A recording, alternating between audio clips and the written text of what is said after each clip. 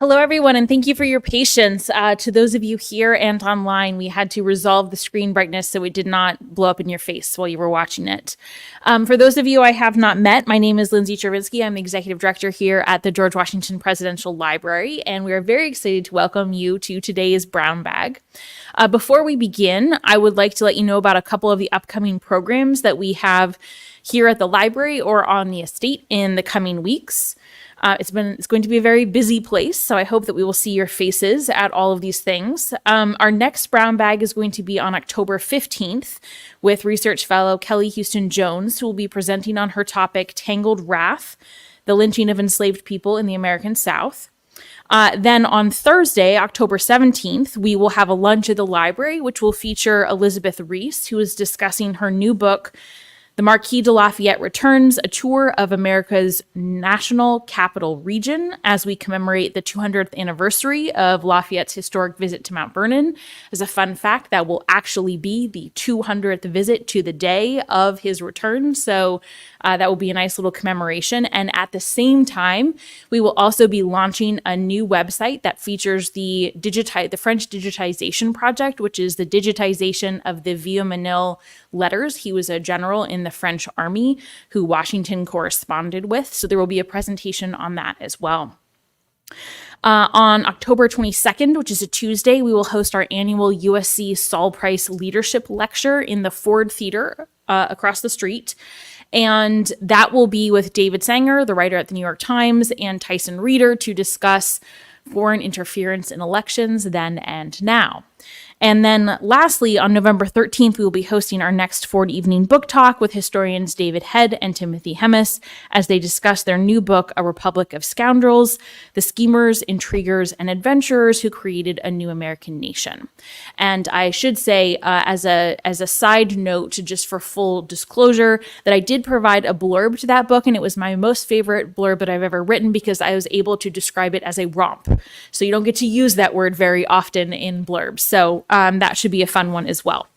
And now to introduce today's guest speaker, James E. Lewis received his PhD from the University of California and is a professor of history at Kalamazoo College.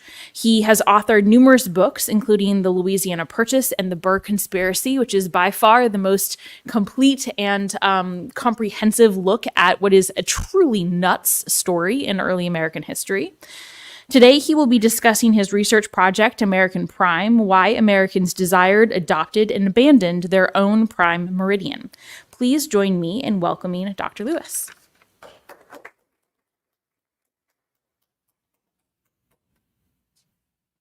Thank you, Lindsay.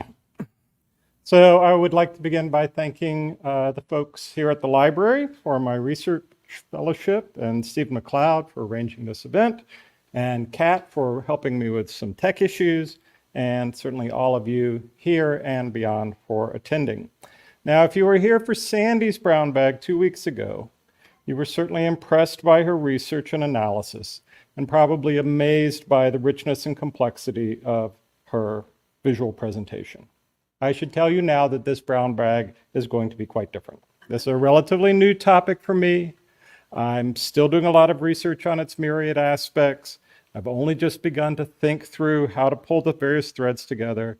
And even at my very best, when I have everything figured out to my own satisfaction, my PowerPoint presentations would embarrass your average third grader.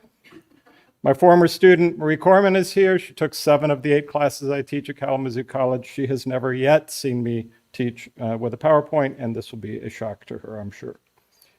So, having admitted my own technological shortcomings, I should perhaps do thing. There you go. I should perhaps assume that you have some of your own, at least when it comes to the somewhat specialized language of this topic, particularly in an era when reliance upon GPS has left many people largely unfamiliar with maps. So a quick reminder. Most globes, that was George Washington's globe that we started with, and most medium and large scale maps include lines of latitude that run east-west and lines of longitude that run north-south. Latitude lines run parallel to each other. They're also known as parallels, but they get shorter and shorter from the equator as they move from the equator to each of the poles. Longitude lines, also known as meridians, are the same length because they all connect the north and south poles, but they converge upon each other as they move away from the equator. For more than 1,800 years, 0 degrees latitude has generally been set at the equator. There's an obvious logic to that. But there's no obvious logic for locating 0 degrees longitude, the so-called Prime Meridian. All lines of longitude do exactly the same thing, and they are exactly the same length. As such, a prime meridian has been placed by different map makers, astronomers, cultures, and governments at more than a dozen different longitudes across time and place. We can see this fluctuation through the maps on the American Revolutionary Geographies Online, or ARGO project, that the George Washington Library is contributing to. If you go to the ARGO website, you'll see that most of the oldest maps used Faro, F-E-R-O or F-E-R-R-O, for their prime meridian, and that English maps by the 18th century counted either east or west from Faro, and most French maps counted east only. And the result of that was that eastern North America was in the 300 degrees of longitude because it had gone all the way around the planet. All right, let's go to our little trick here. Let's see if we can pull this up. Okay, so here we have an early map. This one is French, I believe. And we can see up at the top, get up to the top there. We can see this is longitude from Faro, right? So it's right there. And if you follow the 0 degree line down, you will end up here in the Canary Islands, right? Most of us are not familiar with Faro, but Faro was the westernmost of the Canary Islands, and it was for a long time believed to be the westernmost land, and that made it sensible as a prime meridian. That meant everything could be 0 on the left-hand side of your map, and everything would be a positive number going east from that 0.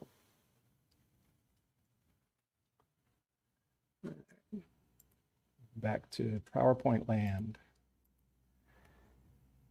By the early 18th century, English maps like this one often added a second longitude marker.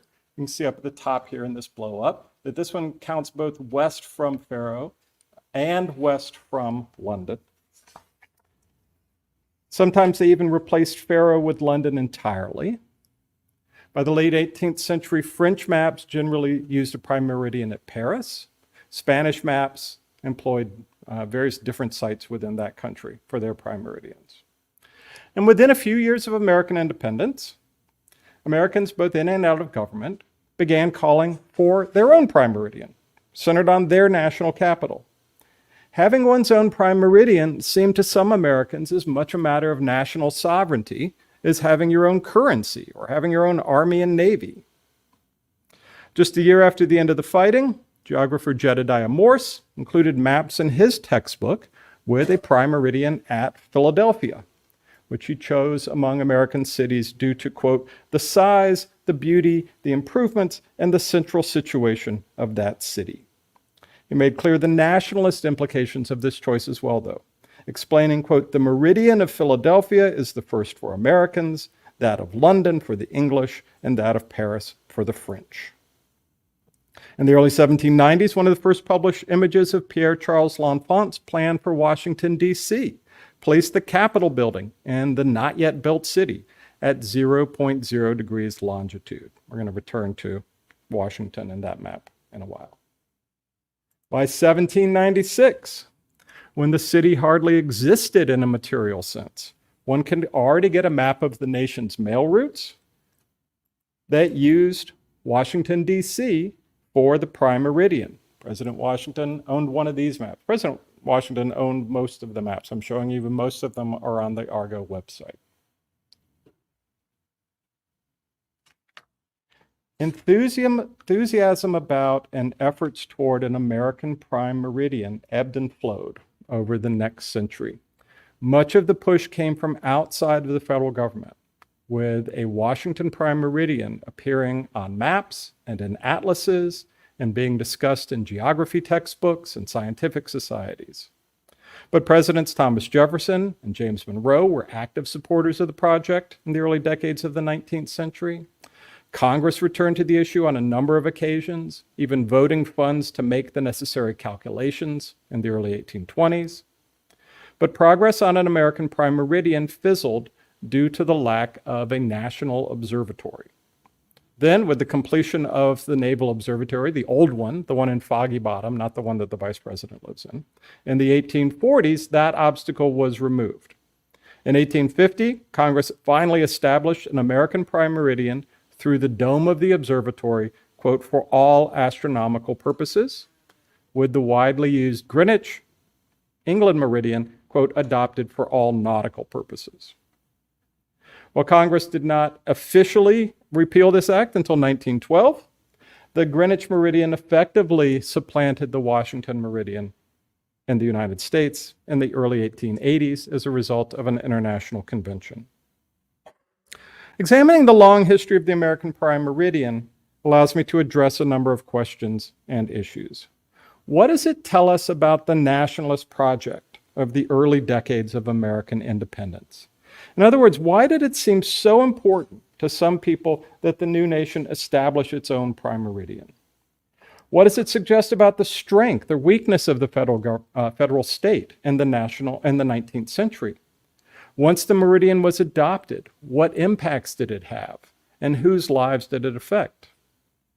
And what does it say about the federal government's relations with the burgeoning scientific community of the late 18th and 19th centuries? The story is not just about Congress and presidents. Low-level federal officials, whether explorers or surveyors, and hired what were called computers, including Massachusetts's Maria Mitchell, engaged with or ignored the American Prime Meridian as they went about their work. The authors of geography primers predicted or urged, and cartographers drew maps and prepared atlases with an American Prime Meridian, sometimes to the exclusion of any other, sometimes alongside a Greenwich or London Prime Meridian, long before Congress adopted one in 1850. Citizen scientists such as Virginia's William Lambert and Maine's Benjamin Vaughan considered the merits and demerits of an American Prime Meridian in pamphlets, reports, and letters, providing much of the intellectual framework for the official discussions. And private citizens, with no desire to sway the federal government, interacted with the American Prime Meridian in various ways, including something as mundane as checking the accuracy of a clock or watch in an era before standardized time zones. Now, for the rest of today's talk, I want to focus on some of the early parts of this story, which seems fitting for our location and audience. Over the course of his life, George Washington interacted with maps in countless ways. As a surveyor and landowner, he drew maps, including this one, the 5 farms, that many of you will recognize as maps of his land holding around Mount Vernon. These might better be described as plats because they don't actually have either latitude or longitude lines on them. As an army officer, he consulted maps, including perhaps something like this French rendering of British emplacements at Yorktown. And as a refined gentleman, he both owned maps, including the 43 that were bound together after his death, is what Yale calls George Washington's Atlas, and he also displayed them. This is him and this is family with the one of the early versions of the map of DC. Included among Washington's maps, whether in the Atlas or listed separately in the inventory of his library at the time of his death, were a number of the most important maps of late colonial British North America. Most of these had originated in England and were made by men who had never been to North America. They relied instead on the reports and maps of people who had. Braddock Mead's map of the most inhabited part of New England from 1755, William de Brahm's map of South Carolina and a part of Georgia from 1757, John Rock's General Map of North America from 1762. All were in Washington's collection. They were all produced in London, and all relied upon London as their prime meridian. Washington also owned a large scope French-made map, Robert de Vogondy's Partie de l'Amérique septante from 1755, and it used Faro for its prime meridian, with longitude increasing from west to east. That English maps would rely upon London and a French map on Faro in the mid-18th century is hardly surprising. Washington also purchased two of the most important American-made maps from before the Revolution, and these do include some surprises. Both Joshua Fry and Peter Jefferson's map of the most inhabited part of Virginia, the earliest version dated to 1753, but Washington owned the 1775 version, or what map people call the state of a map. And Lewis Evans's general map of the Middle British colonies, Washington owned at least two states of this map, including the original 1755 edition, were produced in the colonies in the mid-1750s. Evans, who was a Pennsylvanian, marked the longitude west from London at the bottom of his map, but the actual lines of longitude, the ones that go across the map, were based upon a prime meridian set in Philadelphia, and that's where it was first printed. So how can you see that?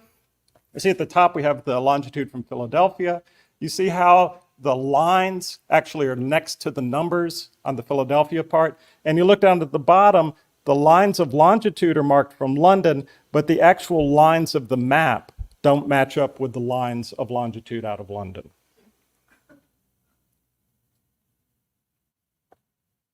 The Fry-Jefferson map, which you can pick up at the print shop in Colonial Williamsburg and see all over the place, including above the television set in my living room, also used Philadelphia as a prime meridian. It wasn't until the third state of that map in 1755 that it marked the longitude west from London at all. We'll come back to that map in a few minutes.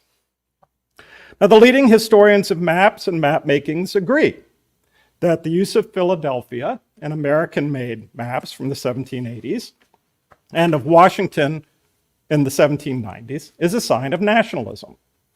Martin Bruckner asserts that Morse's use of a prime meridian at Philadelphia, quote, expressed American independence from England and the meridian of Greenwich by providing a new baseline for imagining the nation's geographic framework.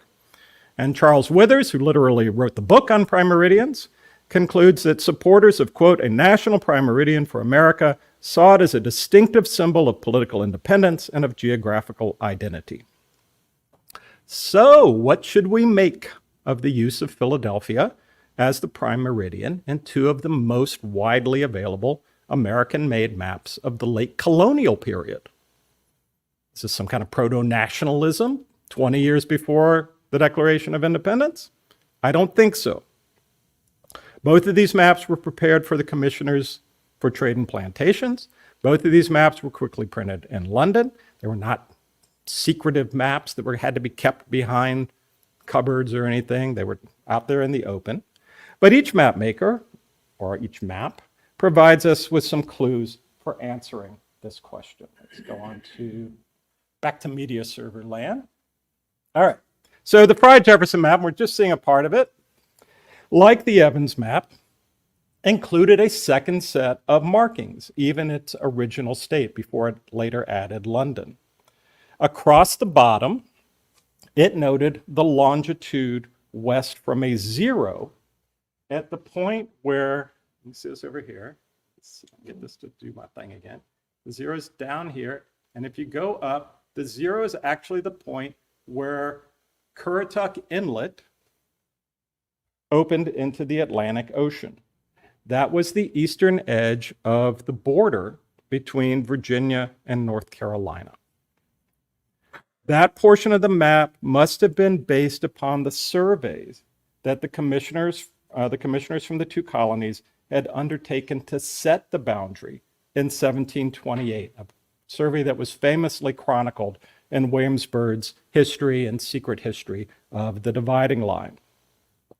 But there's no evidence in Byrd's two versions of that history or in the field journals of the survey or in the map produced by the commission of any effort to establish a zero at the inlet relative to some other meridian, or to take even occasional longitude readings as the commissioners progressed with the marking of the boundary. You don't see those littered in here. The numbers you see littered in there are magnetic deviation numbers, right? There's no longitude numbers showing up along this map, which is incomplete, but that's a big chunk of it. When Fry and Jefferson were hired to extend the line further to the west in 1749, they would certainly have had some version of the 1728 map, something similar to this, and perhaps a copy of the field notes from the 1728 commission. There don't seem to be, at least I haven't found them yet, field notes from their 1749 survey. But even without them, we might guess that the more accurate of the two sets of longitude marks on the original Fry-Jefferson map is the one at the bottom, the one with the zero set at Currituck Inlet.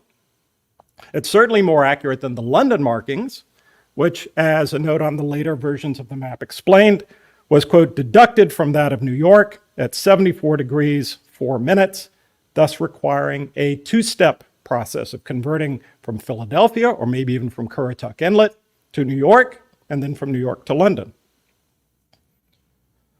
At the same time that he published his map, Lewis Evans also published what is often called his analysis of the map,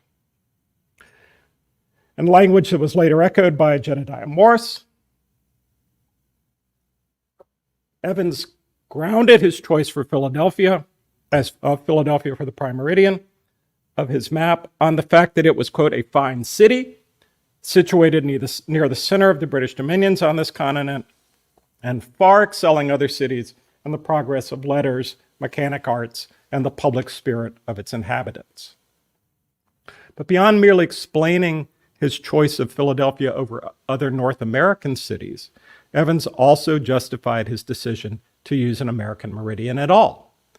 Quote, a meridian here, he argued, seemed, quote, the more necessary that we may determine the differences of longitude of places by mensuration, a method far excelling the best astronomical observations. In contrast, quote, always reckoning from remote meridians seemed likely to lead map makers, quote, into several errors. Evans's word mensuration, meaning just measuring, suggests a crucial reason for having a North American prime meridian, even on a colonial era map. As long as they progressed east or west along a line of latitude, surveyors could easily calculate how many degrees or minutes of longitude they had covered simply by knowing how many miles they had gone. This process would have allowed the commissioners who established the North Carolina-Virginia boundary, or Fry and Jefferson working with their map, for example, to fix longitudes from Currituck Inlet without making any astronomical observations. Once the commission determined that the boundary followed 36 degrees, 31 minutes of latitude, they could have calculated that each degree of longitude was about 48 miles, and each minute of longitude was 4,224 feet. So in effect, Currituck Inlet became the prime meridian for their purposes, even if it would never be zero for anyone else. By plotting a series of right-angle triangles along their line, using different lines of latitude, a surveyor could keep pretty close track of changing latitude from a known zero, even without traveling due east or due west. So, did the decision to set Washington, or actually the Capitol building, we can see this right all up here at the top. No, we can't do it with this one. All right, but up at the top left, right, you can see latitude of the Capitol, longitude of the Capitol, 0.0. Did that decision to set Washington at 0.0 degrees longitude in the L'Enfant Plan in the early 1790s reflect a different set of priorities than this kind of surveyor's priorities? Did it represent something genuinely nationalist? Now, to answer that question, it would help to know who made that decision. And there are a lot of contenders. It could have been President Washington, who was ultimately responsible for establishing the new national capital on the banks of the Potomac. It could have been Congress, which assigned him that responsibility by law. It could have been the three commissioners whom Washington appointed, who had been empowered by Congress to oversee the planning of the city, sale of its lots, and design of the public buildings. It could have been the surveyor Andrew Ellicott, who was one of the first people on the ground. It could have been Pierre Charles L'Enfant, the French engineer whom Washington brought in to design the city. And it could have been the Secretary of State, Thomas Jefferson, who served as an intermediary between Washington and the commissioners on one hand and L'Enfant and Ellicott on the other. The process of creating the federal district, later the District of Columbia, and the national capital, later Washington, in the early 1790s, generated hundreds of pages of letters, memoranda, and reports by the various actors. The topic has been written about at great length. Even the editor's note covering this subject in the papers of Thomas Jefferson is close to 70 pages long, and they're tight, big pages. I've only begun to work my way through that massive material. But at this point, it's not at all clear to me who decided Washington, much less the Capitol building, should be the new nation's prime meridian. And not knowing who it is, of course, not knowing who, makes it, of course, impossible to discover why, or whether that was even the actual intent to make this a prime meridian for the nation. We might think that there is compelling evidence of Jefferson's role in setting Washington as the nation's prime meridian. Very early in the process of planning the federal district, in February 1791, Jefferson instructed the surveyor Ellicott to begin his work by establishing a, quote, true meridian. But a true meridian is not a prime meridian. Jefferson wanted the federal district to be laid out on the basis of a true north, a north established by the actual North Pole, the north that you find by looking at the pole star in relationship to another star. And not on the basis of magnetic north, what your compass tells you is north. He was merely directing Ellicott to do something that was required of surveyors in Virginia and in the Northwest Territory, to use astronomical sightings to determine the magnetic declension in the area so the surveyors would know how to correct what they were seeing on their compasses. Failure to have established a true meridian at the beginning of the process would have rotated the famous diamond of the original District of Columbia, the four-sided diamond, a few degrees either to the left or to the right, depending on what the magnetic declension was. As principal surveyor, though, Ellicott might have played a role in imagining a prime meridian running through the new city. By establishing that true meridian for the federal district using astronomical observation, he provided the frame within which L'Enfant planned the streets, squares, and public spaces of the future city. And many contemporaries' first exposure to the idea that the new Capitol building would be at 0.0 degrees longitude, moreover, was due to Ellicott. Working with one version of L'Enfant's plan, which he modified, Ellicott prepared the first map of the city for printers, the one you saw a couple minutes ago. It had been a very fraught process, further straining the already tense relations between L'Enfant and Washington would fire L'Enfant in early 1792. Ellicott's map, which was published in Philadelphia and Boston, not only placed the Congress House at 0.0 degrees longitude, but also explained the whole process. Quote, in order to execute the above plan, Mr. Ellicott drew a true meridional line by celestial observation which passes through the area intended for the Congress House. This line, along with an east-west latitude line, which is also on there, was, he insisted, quote, accurately measured and made the basis on which the whole plan was executed. Nothing, he made clear, had been left, quote, to the uncertainty of the compass. This language suggests that a local Prime Meridian may have served the same purposes for Ellicott and his surveyors that it had earlier served for Evans and for the boundary commissioners whose work guided Fry and Jefferson. But the L'Enfant plan that had been the starting point for Ellicott's map included both of these details: the fixing of the longitude of the Congress House at 0.0 degrees longitude. You can see that in this case over on the lower right, and the description of Ellicott's process, which is here upper in the middle on the left. The history of the mapping, the platting of the federal district forms a significant and confusing part of the larger story of the district's creation. L'Enfant produced a series of maps of the city, some of which have disappeared. Among them, the one that he considered the most important, what he and others referred to as the large map. We know that he showed one version to President Washington at Mount Vernon in late June 1791, before meeting with Washington, the commissioners, and Ellicott in the federal district a few days later.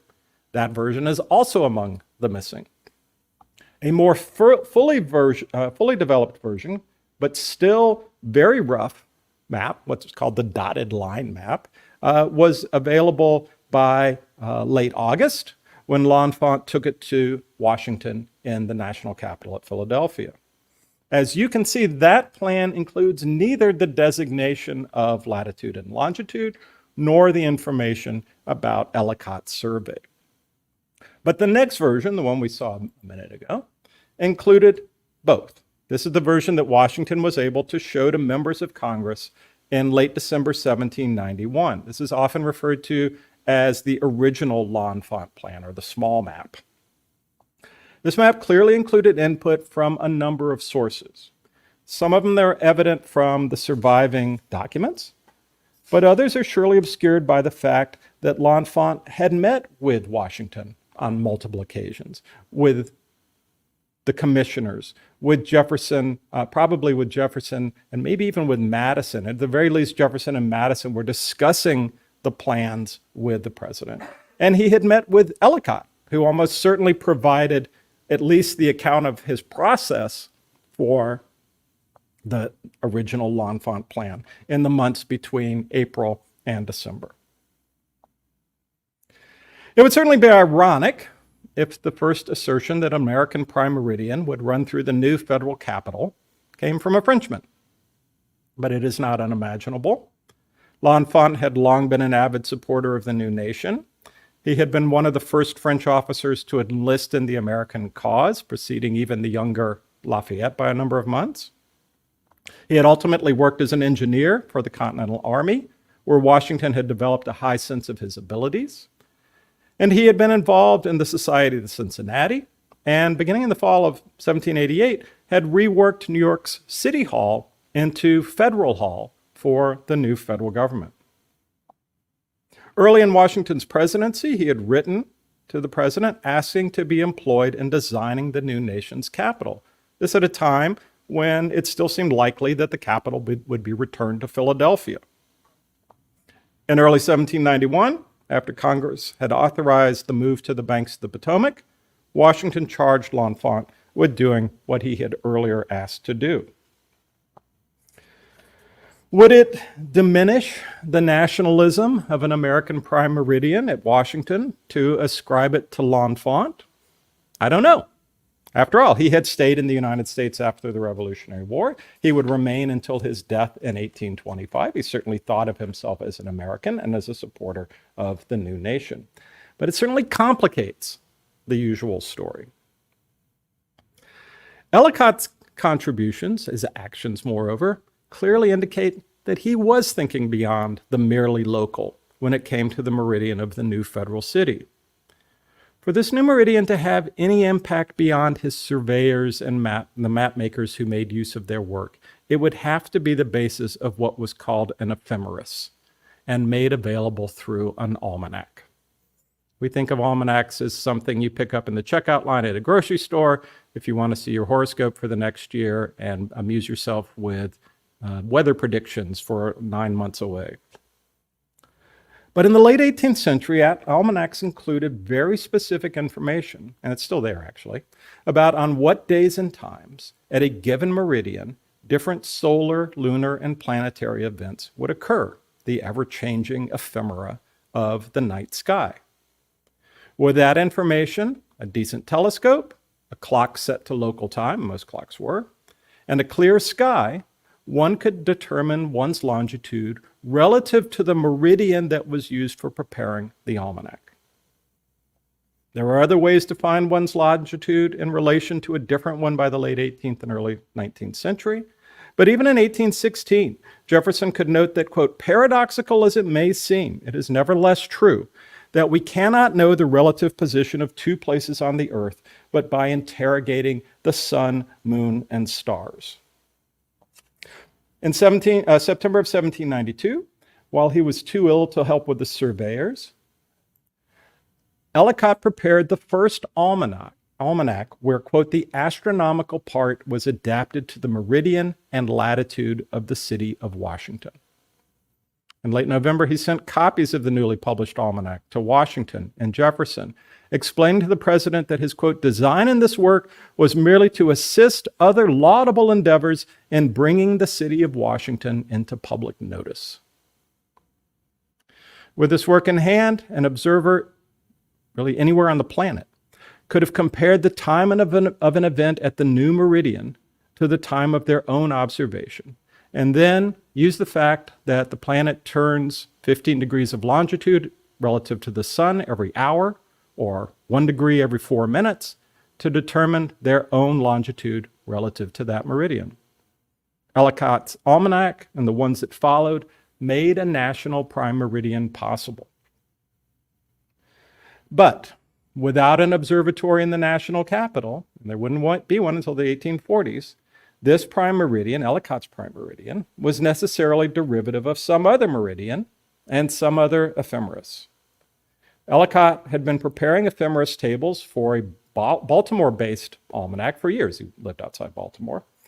Even those almanacs, though, probably relied on tables from elsewhere.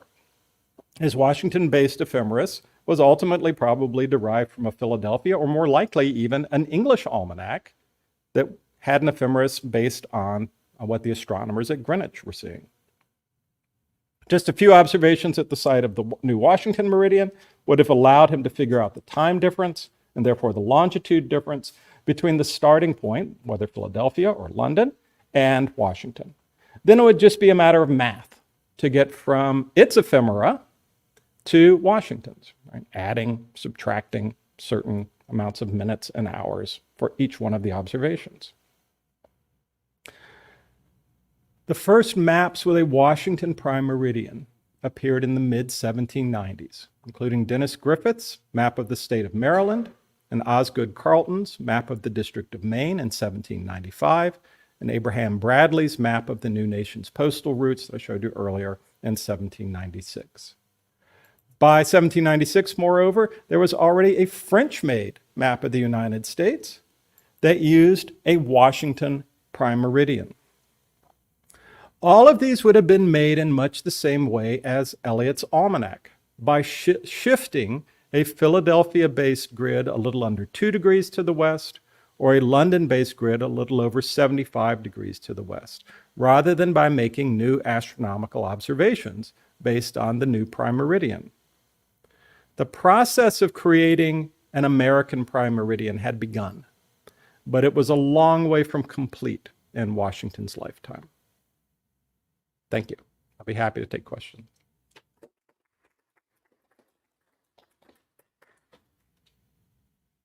We have a microphone because this is going out to the universe. So please, if you have a question, please raise your hand and Eliana will come around with a microphone.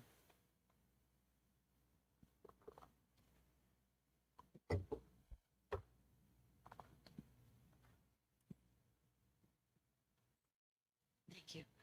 This may seem like a silly question, but with all of the work that was done to try and fix a prime meridian, how come there was never any work done on shifting the latitudes?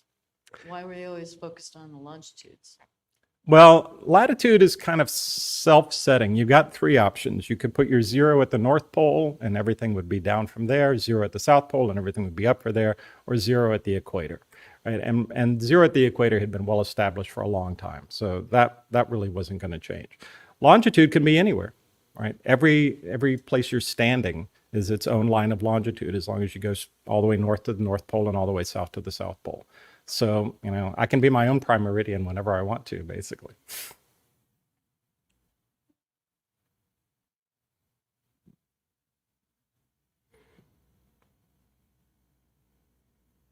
Hey, I'm just wondering about just asking you to return to the mention of, to what level everyday people are paying attention to this or have access to this. I'm guessing that a map is an expensive thing for someone to see and have.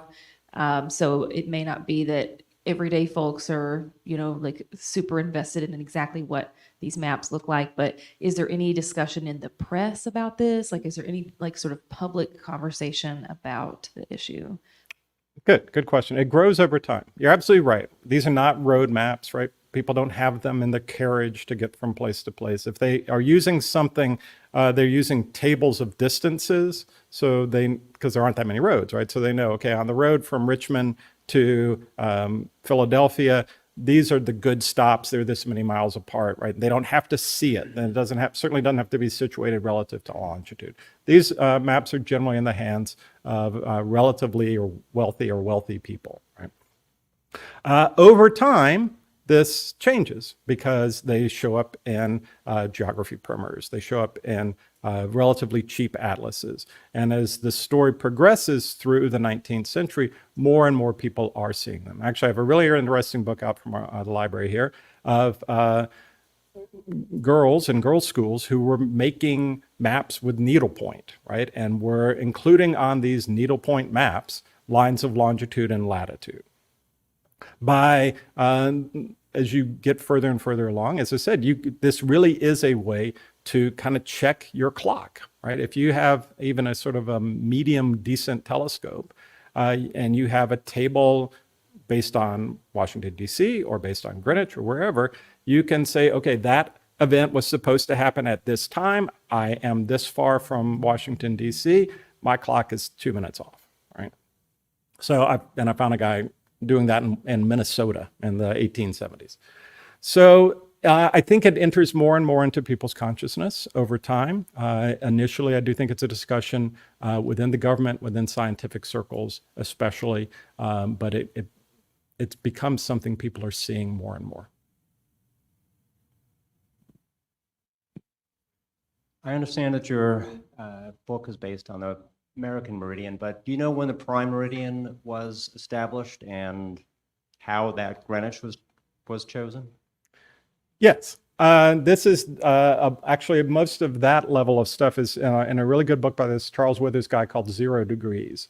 And the prime meridian was set in the 1880s, early 1880s, at a conference in Washington, an international convention. And Greenwich was chosen because even in the United States, it had been what most mariners relied on. And it was the sort of the common second meridian by then, having replaced Faro. So even a lot of the American-made atlases and maps all through the 19th century, even after the official congressional designation of Washington, D.C. as the prime meridian, still had two. And so it was the one that was easiest for everybody to agree on. There were some holdouts. The French held out for a while. But it was pretty easily agreed to. It was also very much linked to something that was going on at the exact same time, was having standardized time zones. Because you can only have standardized time zones if you have sort of a standardized map, right? Because every hour is 15 degrees. You want to kind of base your 15 degrees on some common point.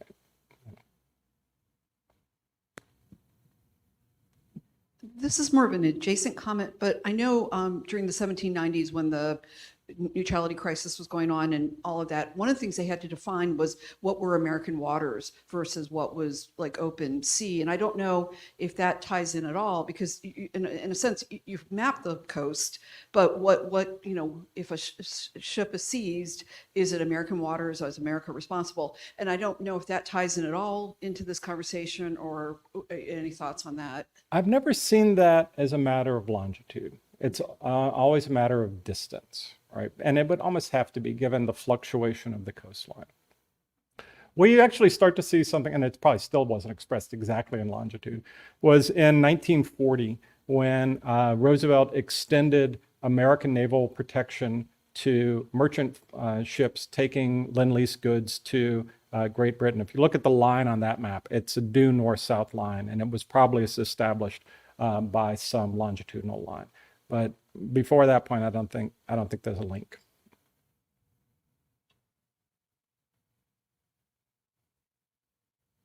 Any other questions?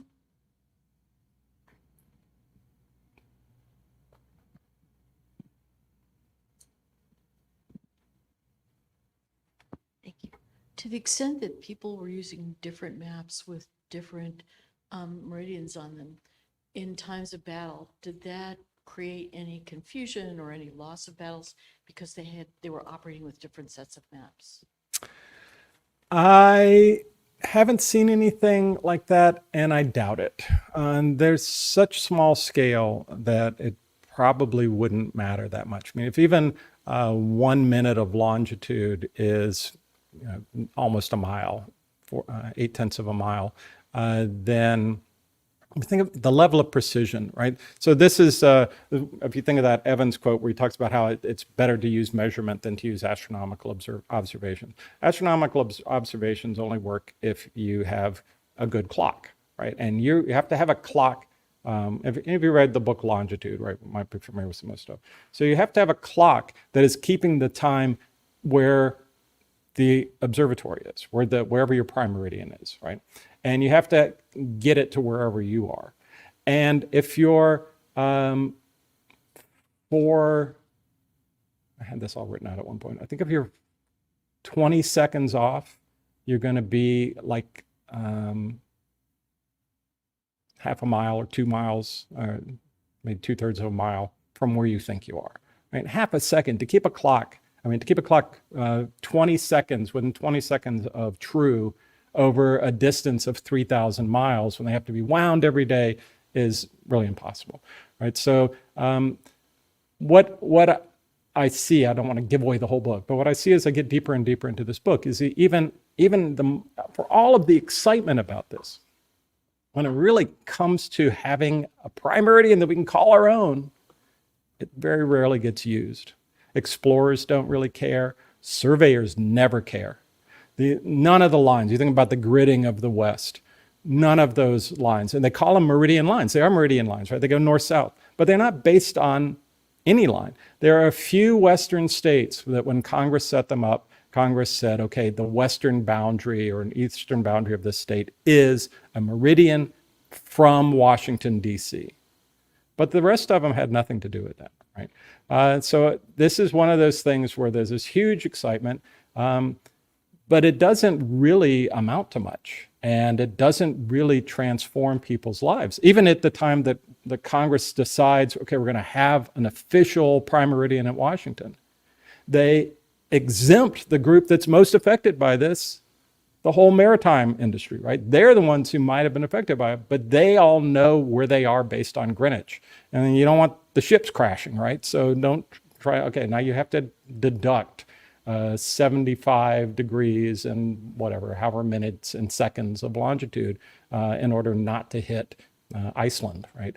And that kind of thing had happened right there. I mean, that book Longitude, people, 2,000 men went down in a couple of ships because they were a few miles off of where they should be because they couldn't keep track of time, and therefore they couldn't keep track of where they were relative to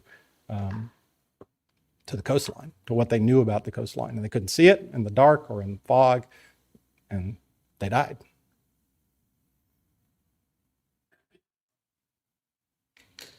Thank you, Sherry. Thank you all.